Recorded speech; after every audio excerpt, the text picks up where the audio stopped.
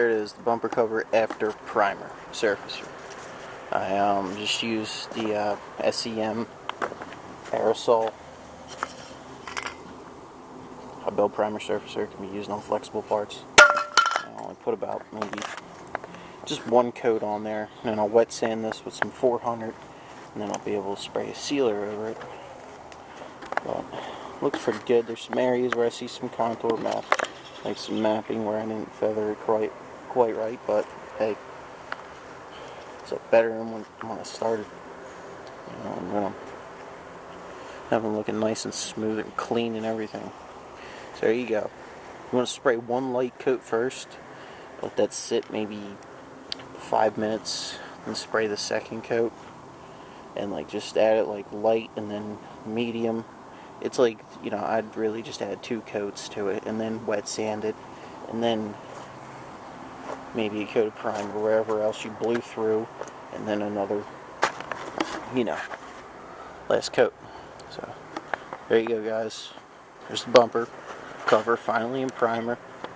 I guess the next day we'll wet sand it. Bumper cover, I let it sit for 2 days in primer because, well, I was going to get it done the next day, but it rained, so set for 2 days in primer. Now I always let my primer sit towards a recommended time. Like, I would let it sit 12 hours before I go to sand it. Well, rather actually wait a full 24 hours because, well, nobody's really paying me for it, and, you know, now I know it's actually 100% dry. Now we'll start wet sanding this. We're going to use some 400 grit to knock down the primer and smooth it down, so then I could shoot it with a sealer. So, and wet sanding I really like is because, well, it's not that much, really, it's a little bit cleaner because all your dust doesn't go everywhere, it just falls down there, and you're pretty much keeping the sandpaper clean every time. You don't have to take it out, clap it off, and get all the little dust balls out of it that'll cake up and, you know, gouge into it.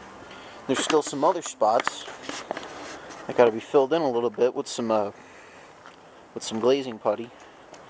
As you can see, it looks pretty good in a coat of primer. Just needs once over sanding, and then probably some spot seals or a whole coat of sealer. Let's get started on that.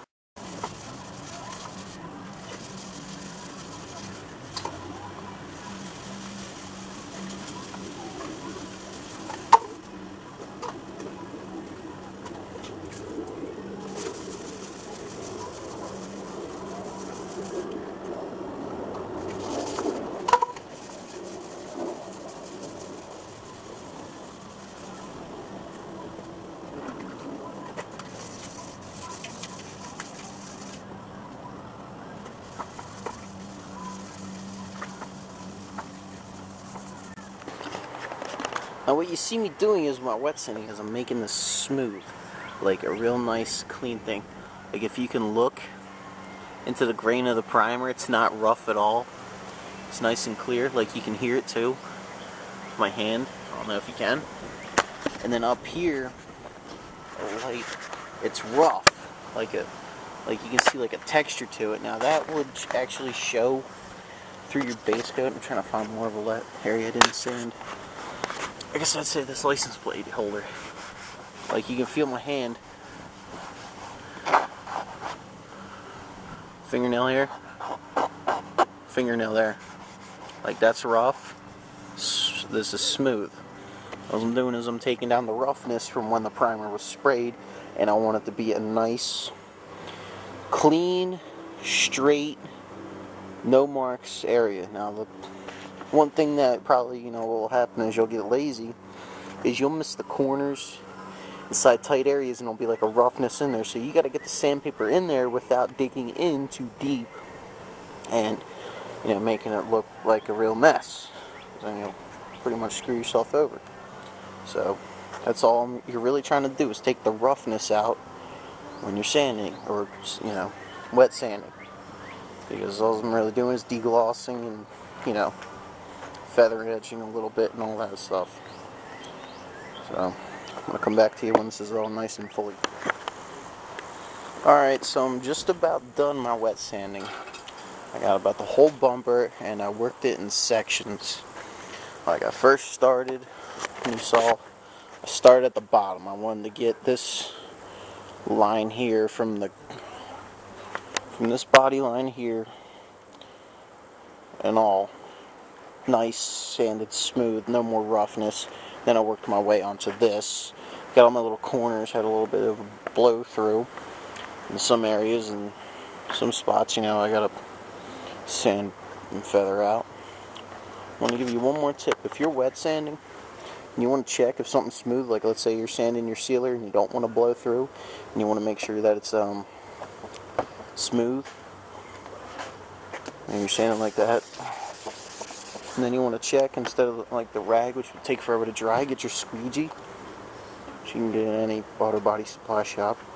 Make them in sizes, like one that's a little bit smaller. I like using the bigger one because, you know, I can get my hand on it and just wipe across and check. It pretty much wipes it dry, and then you can see if you got any other areas that you gotta hit. Here's your tip: get yourself a nice squeegee and a sanding sponge.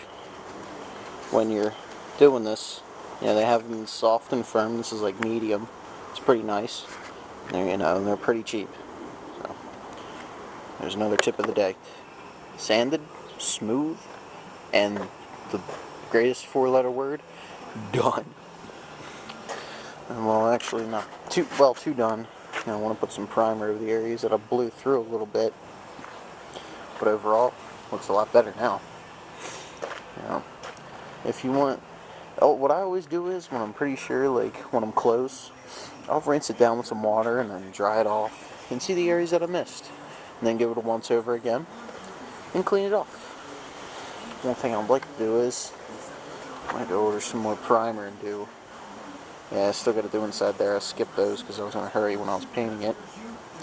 Besides, that's so half-assed to say.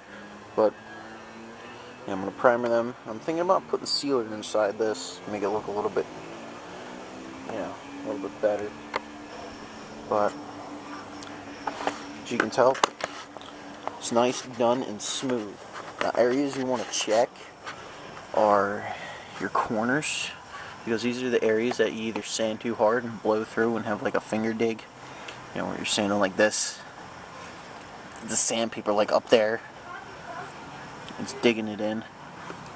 But you know, that's the areas you really got to pay attention to, is your corners, because you can either destroy it or completely miss it, because that's what they did on this bumper. Whoever painted it, you know, they didn't sand inside here, had to sand this all out, and the feather is smooth because it was peeling up. And the lines from where they taped it, there was tape, and there was paint lines, you know, they piled it on there, even on the grill. I don't know why they didn't just take the grill off. And one thing you want to get to is find all your scratches, your little nicks and everything. I mean, I want to turn this car into at least a second prize show car winning thing, so everything will look nice, arrow straight, and perfect. So there you go. Here's a finished bumper cover. You got caviar for a start.